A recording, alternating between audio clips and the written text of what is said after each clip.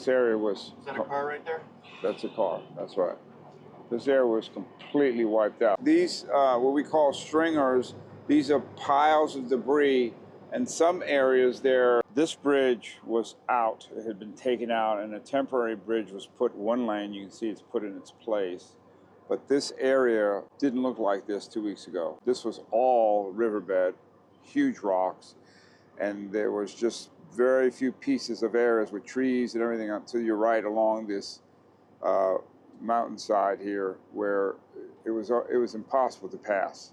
And so crews had to come in and get the trees out of the way and the debris, and it took 2 weeks for them to break through and to see what you're seeing now. You can see part of the bridge that was still, the pillars are still there, the concrete forms, but all of those were gone. And you can see there's a temporary culvert there, and they built this so that the water continues to flow, but couldn't get past here. So what that means, the area behind us, that part of the mountain, those people were completely isolated, no way for them to get in and out. Now this area here, as we move along this river, you can see across the way how it actually cut into the bedrock. That's bedrock that was not exposed in many areas prior to the flood. So you went from pre-hurricane conditions where the water levels, from what I understand, were up above their capacity a little bit anyway from prior storms, tropical storms. But when this hit, it took this whole area. Now, what we're seeing right now is not the way it looked after the storm. The Department of Transportation is actually rerouting the waterway from its post-storm position or the way it looked. And they have literally armies of trucks and heavy equipment moving so much earth, it's really hard to fathom. Every day you come to an area and it looks completely different than it did the last time. Can you talk about how it's a race ahead of them again? Yeah, so what we're doing now is our teams are staying ahead of the Department of Transportation's crews, because once they come in and they move earth like this, it becomes virtually impossible for us to identify any remains that might be in the area. Do you know what they're doing with the debris piles in these trucks right here? Yeah, I don't know where the debris is going, but I can tell you that a lot of the earth that you're seeing here is moved from one part of the river to the other. So a lot of it is debris, the dirt and rocks and fill substrates that are actually along this river. As they move forward, some of that, it would only go so far. So they're also trucking in aggregate and rocks that are going to help shore up. As you can see there, that was all done by machine. It didn't look like that. All those rocks along the base of the water, they were hand placed by these giant excavator machines. Now you see the debris pile across the river there. Those are typical locations where you would find remains, because it's just like a strainer, and it just keeps collecting debris as the waters were rushing and they were very high. The water levels here were actually halfway up these rocks, which was mean from the water level up to this point, it could have been 60, 70, 75, 80 feet above the water level pre-storm. So this is how high the water levels were. So for example, this house that has, I believe, have been abandoned now, this house had water. See those windows in the front of the house? The water level was about halfway up those windows. So the water was literally flowing through the house.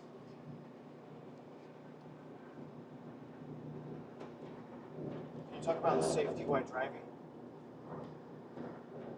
Well, we're driving right now and we're having exceptionally warm weather. However, when the weather starts to change and winter really rolls in and it's cold and it's rainy and you have snow and ice, even these roads that have been improved a little bit so that I can drive on them, many of them will be inaccessible. You just will not be able to pass them. So this is what we are constantly working against to make sure that this winter is safe, and the only way to do that is to actually have boots on the ground with various systems in place to address road conditions, cold weather, and make sure the people who live here are able to sustain with our support.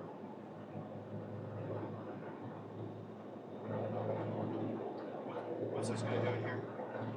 He's working on some more on building those rock structures along the base of this rock face. That house came down during the flood.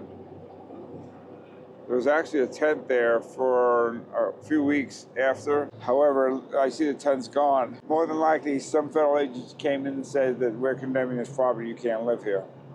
If they're living in a tent on their land, it makes sense that they would live in that tent and stay on their land. Because what they're fearful of, if they leave their land, then someone's going to confiscate it and they'll be out. Has that happened before, where FEMA came in, said, you can't live here, you got to get out? They're doing it right now. I'm hearing reports all the time that they're offering $40,000 on a $300,000 to $400,000 plus home. I don't know really what that's going to cover. Not much. Now this was all a campground prior to this. This was all a campground, and what ended up happening is that it got completely washed away. I don't believe anybody was in it.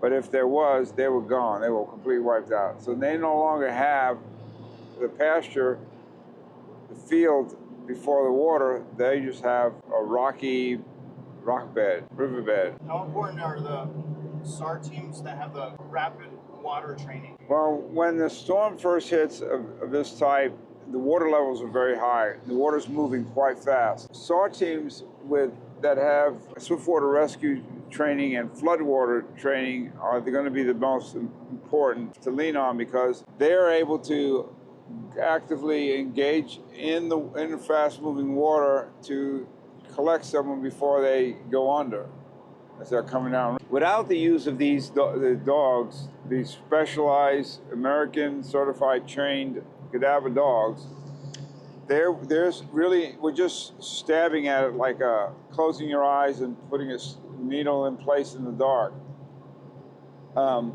So we know that we have to pay attention, and we have to have individual teams right here on the ground that are using the dogs and the drone technology with this heat-seeking cameras that they have that can look into the earth a little bit, so we can see if there are any remains. What we're offering right now is a way to use technology to cover these areas with heat sensing equipment to try and locate if a loved one is there. And if not, then just allow the DOT to keep rolling through here and improve everything. This road is probably about 6 or 7 miles. We take sections of this, and the handlers know how to signal dogs so the dog begins to search. The dog will not, a well-trained dog will not pick up anything but human remains. And a lot of them are trained to, when they get to the area, they point by sitting and facing the direction that there's a problem. So they actually detect human remains.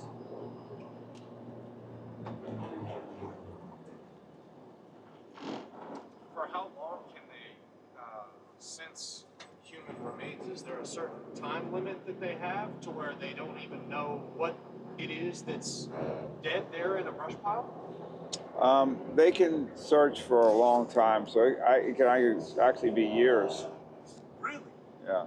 So even dried up bones, they would be able to Yeah, know. because one of the ways that they test these dogs, and look at this bridge.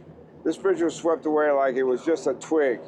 This is very heavy-duty steel and concrete. So one of the ways they test these specialty dogs is they will put a dried human bone, which we would think wouldn't give off any scent. Right. Screw it down into a jar, and then bury the jar a quarter mile away. And then when they release the dog gets up and runs right to it, digs it up. and we'll point right where it's at. You A know, dried bone inside a jar. yeah, a quarter mile away. What they do at these choke points where you have a lot of equipment coming out, they're really flagmen. A lot of them are assigned to checking the trucks coming in and out. Either they're bringing debris in or taking material out, moving it from one part to another. And so that's what they're doing. This is the area that we were training at recently, where we were crossing back and forth after we had swept it the week before. Oh my God! Is this where the railroads are? Tracks in the You water? can see a lot of the railroad tracks here. You can see that they have been damaged. We have crews, the DOT has crews over there that are trying to fix and shore up that area, because the railroad company will probably rebuild, put the track back in place.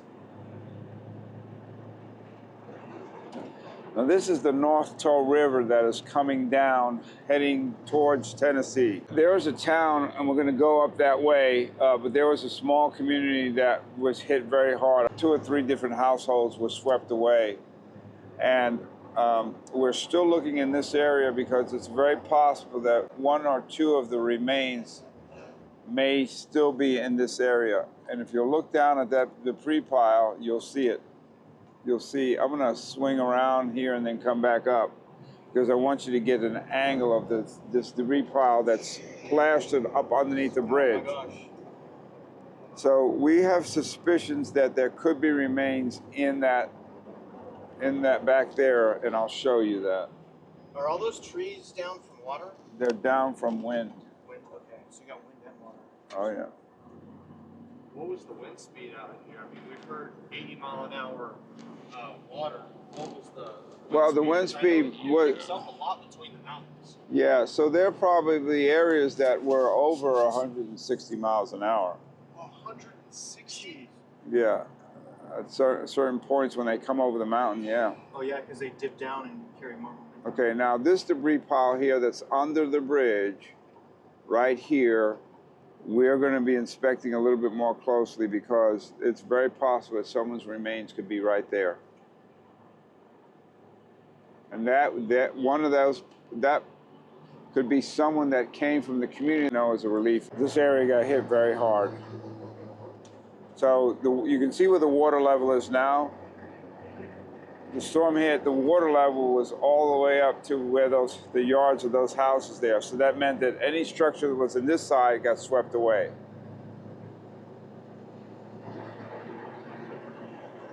And you can see along this road here, this was completely buried in about 10 feet of that sediment, that sandy, silty material.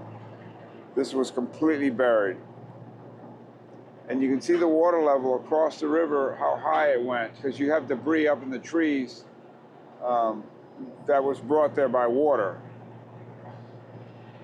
So these silt piles, you see how high they are. That's where this road had to be dug out. So they're just allowing traffic in and out right now? Yeah, because you got crews working, so they have to make sure that, they bring it down to one way. And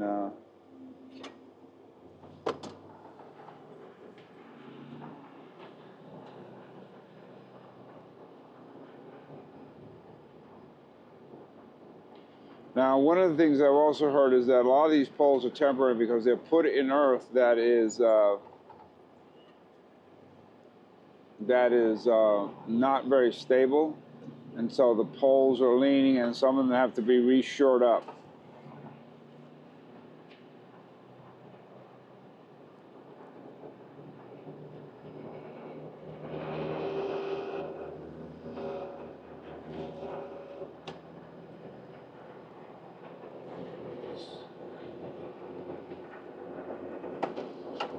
Yeah, this was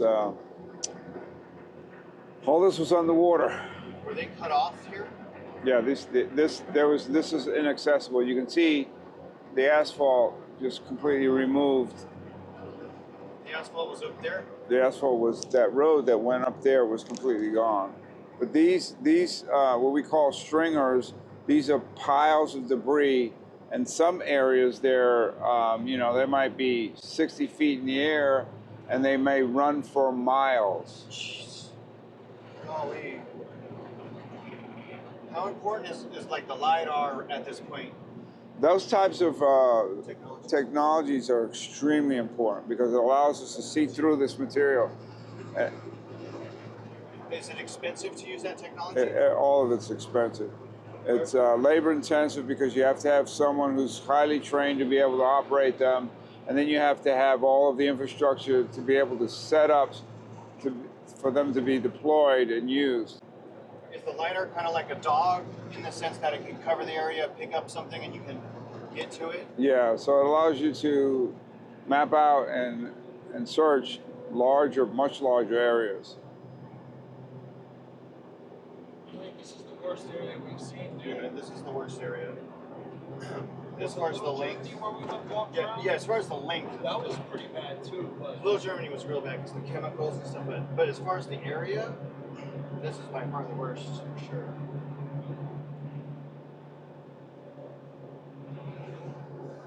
So this is another bridge up here? This one is just 197. It's coming down the state road that meets and comes down and out of the mountain and runs along the river here. But in the early days when I was here, this was all buried in debris and silt, like about 5 or 6 feet. And so this wasn't even here. There was no road here, none. This was just nothing but debris and washed out. And then every once in a while you'd have a section that'd be maybe about 4 or 5 feet wide, and that's it. The asphalt was peeled away like you were peeling a banana.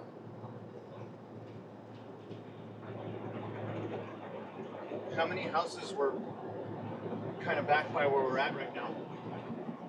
There were probably 3 or 4 between here and the area that we're going to. Can you explain why it makes it even harder because houses are so scattered and not densely populated areas? Well, it makes it difficult because even on the normal terms before the storm, if someone were sick or injured out here, it took a while for emergency crews, fire department or EMS to come out here, emergency medical services.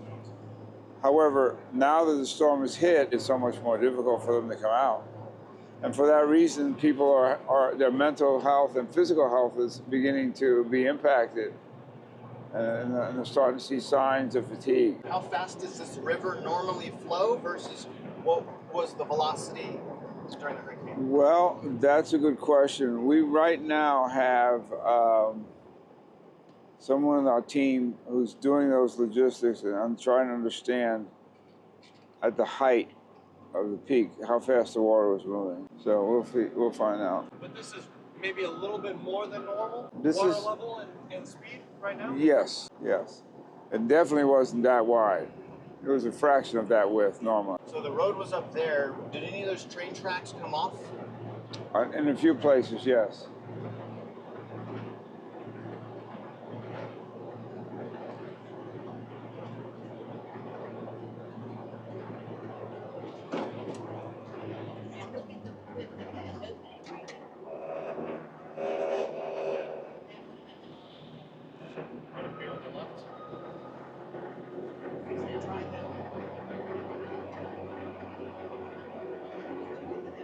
So this would be like the normal width right here, Chad, of what the creeks or streams would have been like. Did you say that?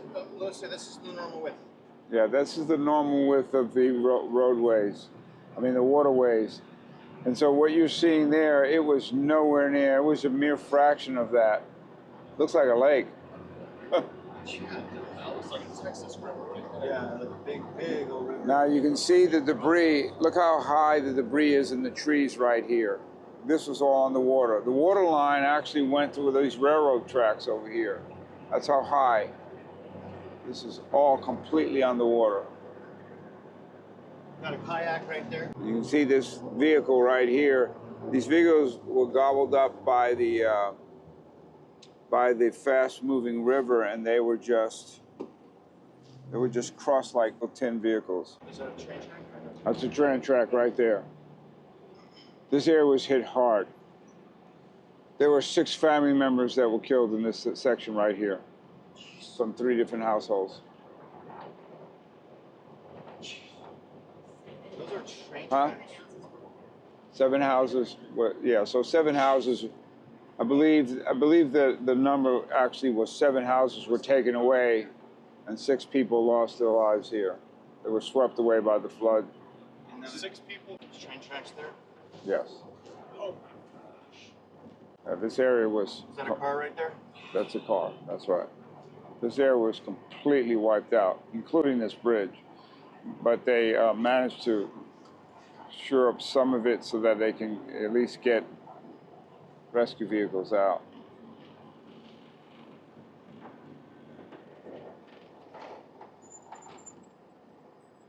Jeez.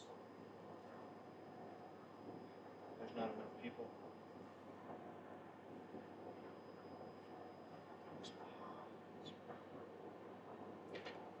Okay, we just got waved through. And that didn't used to be 2 streets, huh? No, no.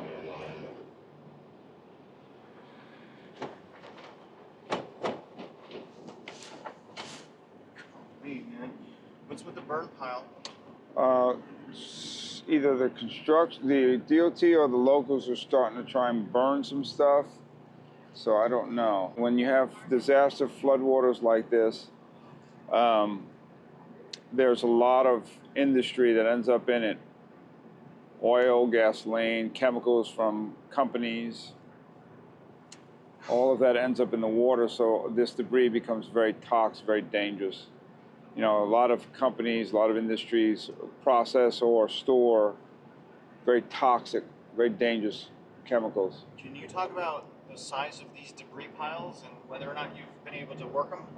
We have been working this area for 3 weeks, and so a lot of this right now we don't believe has anything in it. But we've deployed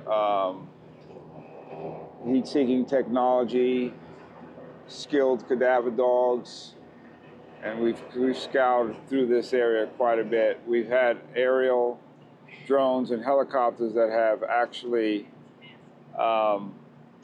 mapped this place out with 3D technology, and a lot of these areas were shown to be okay. Where did all that mud come from? Is it from upstream? Yeah, it came from the earth, you know, because a lot of areas it actually carved into the mountain, so it produced all that. And a lot of this silt, I've heard some reports, I don't know the validity of it, but some of the reports actually came, the sand, the silt that you see here, may have come from deep from within mines that were flooded. Which is full of potential hazardous material. Yeah, that's right. And this is, you know, week 6 of the effort 7, here. isn't it? 7, we're moving into 7, yeah. So a lot of this area, you know, you can see the water line was way up in here. You can see, look at the foliage, you can see stuff that hanging on the branches. That was brought there by flowing water. Did it get worse the further downstream? Well, it's all pretty bad, but yeah, a little bit further, you're going to see that this road was completely taken out. This river is so wide right now, it was nothing like this. In order to properly rebuild, don't they have to remove the dead trees and stuff? Yes, that's right. So that hasn't even been started, has it? No, no. Crazy, man, how much work is left. Yeah, there's a few years worth of work here. You got structure here that was wiped away.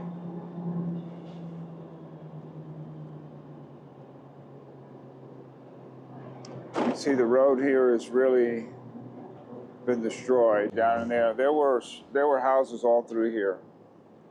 You can see the car, see the X that they put in the car.